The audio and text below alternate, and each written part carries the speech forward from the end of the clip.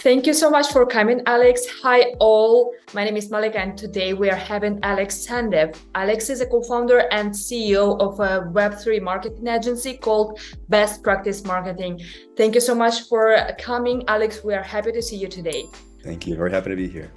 My first question is how you first did become interested in Web3? Started in 2019, just before one of the biggest booms.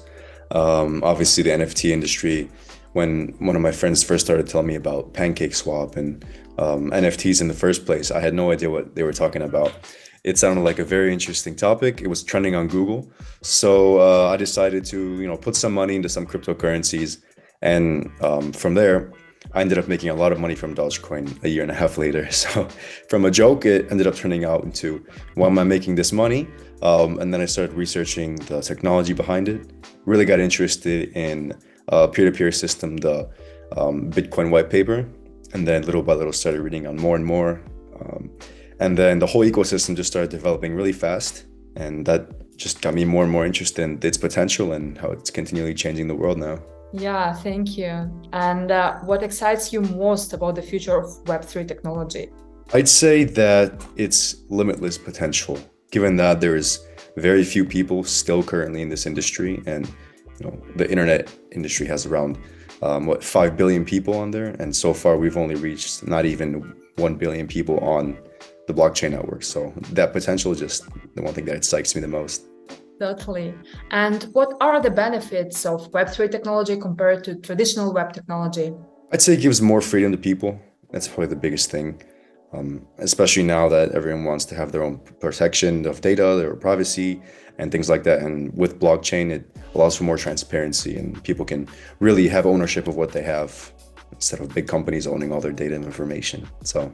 Yeah, thank you. And how do you approach marketing Web3 projects to a wider audience? Well, it's a very risky industry to be in with in the first place. First of all, because it's very dynamic, there's a lot of changes going on, and you have to be careful of regulations. I remember Kim Kardashian last year got in a very big scandal with the SEC just for promoting a cryptocurrency.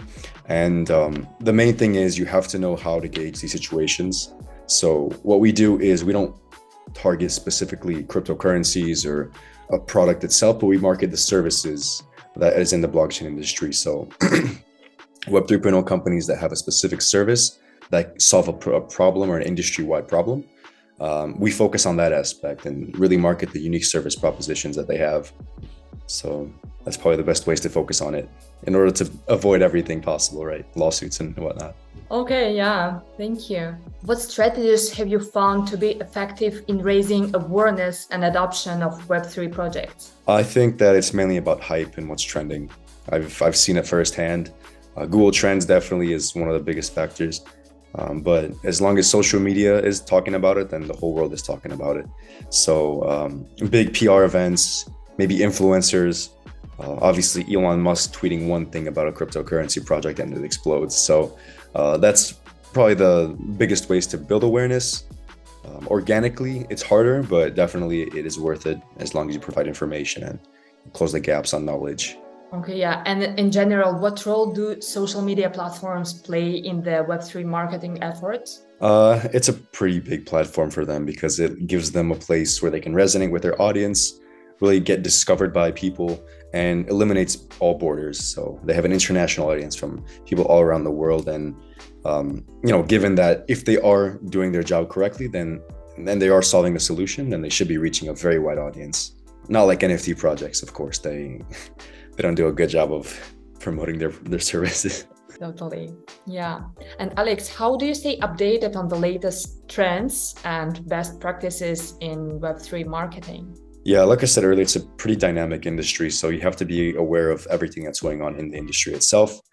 I like to follow news outlets. Every day I stay up to date with, tweets that have to do with lawsuits on certain companies, founders, as well as looking at the market itself, looking at Bitcoin charts and seeing what kind of, prognosis they have for the next few weeks.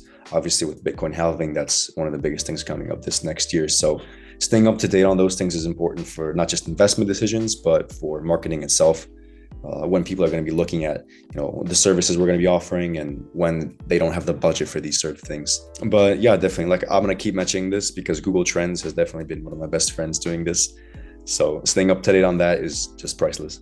Okay, yeah, thank you. And could you share some innovative or creative marketing techniques you've seen or used in the Web3 industry recently? Sure. For innovative, I think getting influencers and influencer marketing is one of the biggest things that has been helping projects lately. One thing I saw was very interesting is actually getting an influencer. This project I worked with, they brought an influencer into their Discord group, and they had like a whole 24-hour, talk to the influencer and things like that, ask me anything. And I thought that was very interesting. It really got a lot of interest in the community. A lot more people started getting active and trying to ask anything they could about the influencer. But in the end, it's very PR based, and like I said, it's not something people can do very often. Obviously, influencers don't really want to deal with a lot of this stuff all the time. As far as an effective strategy that has been really hands down in this industry is affiliate marketing. Any affiliate marketing that companies do, it automatically prospers and beats all kinds of marketing they do, because the whole blockchain industry is based on referral. You know me, I know you, and then little by little, that's how they get more and more users. So not innovative, but very, very, very intuitive. Okay, interesting. Yeah, thank you. And Alex, what measures do you take to ensure that you do not make false promises to potential users or investors? The big thing is the technology that the companies are basing off of. So you don't really base a question off of, you can win this much or you can make this much money off of investing with me. You can say it in a position as, this is the problem that this technology is solving. Then you do your own research to see if that makes sense for you to invest or not. And again, marketing crypto isn't really the goal. The goal is just marketing the whole system itself, the whole technology, so that people are understanding it. This is what's truly impacting the world in this kind of an aspect. Yeah, thank you.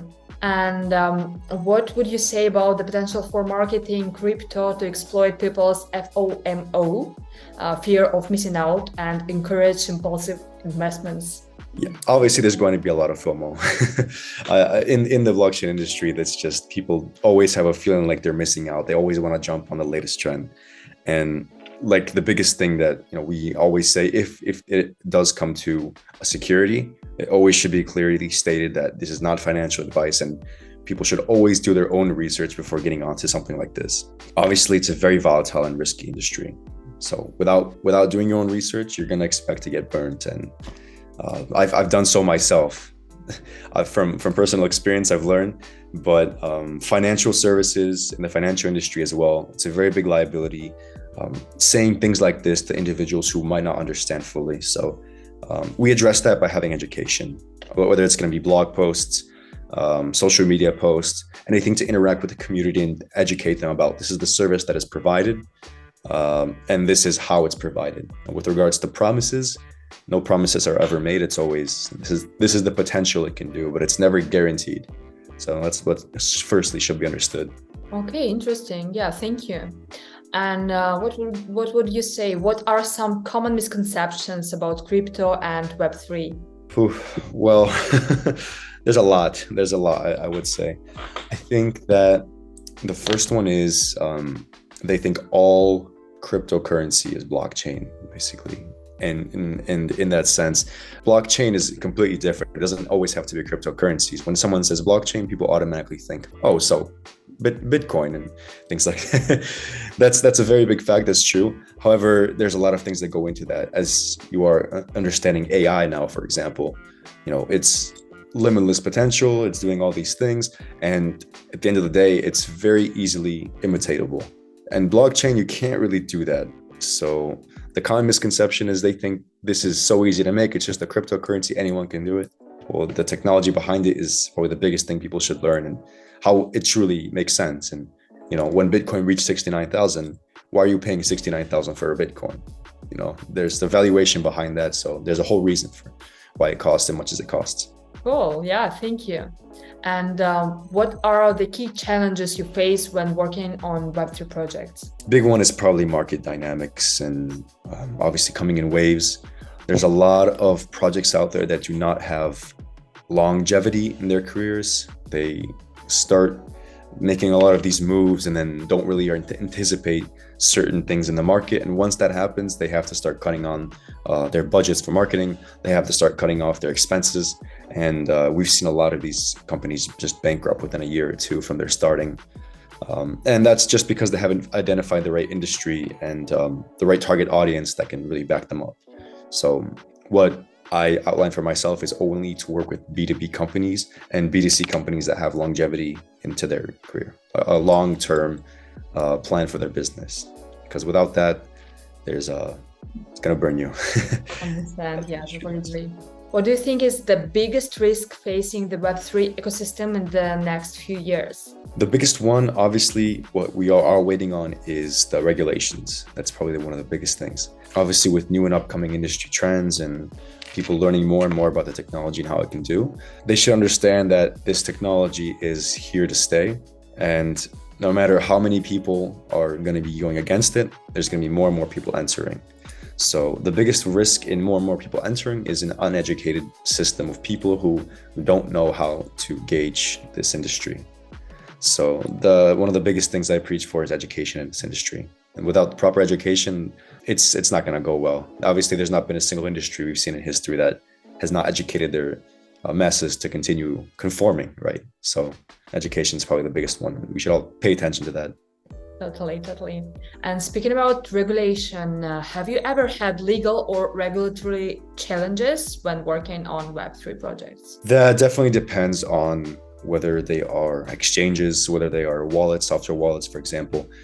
They have to have licenses in their country of operations. And that has limited us in the past because if they are only licensed in one country, then they can only advertise subsequently in one country. However, with the new MiCA laws that just came in for EU, certain countries can advertise in other EU countries. So that gives them a little bit more room, but unfortunately, it comes a few years after.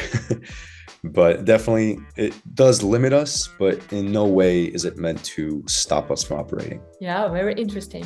And Alex, what advice do you have for someone who is new to the world of crypto and Web3? I recommend connecting with as much people in the industry as you can, whether it's over LinkedIn or going to social media gatherings, going to events in person. Those are probably one of the biggest ways you can get into the industry and actually learn from people themselves. Because I've been in this industry for 4 years almost, and I can safely say that I am still learning as much as possible from everybody around me. So never stop learning, and keep going to these events where you can meet with like-minded people. Such a great advice, yeah. And Alex, could you please name top 3 criteria for the project you would invest in? Top 3 criteria? That's a great question. The first one, like I said, is definitely longevity, if it has a long-term career plan. The second one is a solution. What industry-wide solution does this offer? Is it very easily imitable? If it's not easy to imitate, then I'm investing 100%. And then finally, what blockchain is it on? So that's my top 3 criteria for investing. Yeah, and you don't trust new blockchains? New blockchains are a bit more risky. I'm a bit more risk averse at this point in time. However, before white papers, I always used to get on white papers. I check vesting schedules. I check to make sure that the founders are okay, how they allocated their funds with the tokens. So now completely it's based on blockchain. Interesting. Okay, thank you so much, Alex, for answering all my questions. I think we are good, and thank you for being here with us. Wonderful. Okay, thank you so much for your time, Malik. And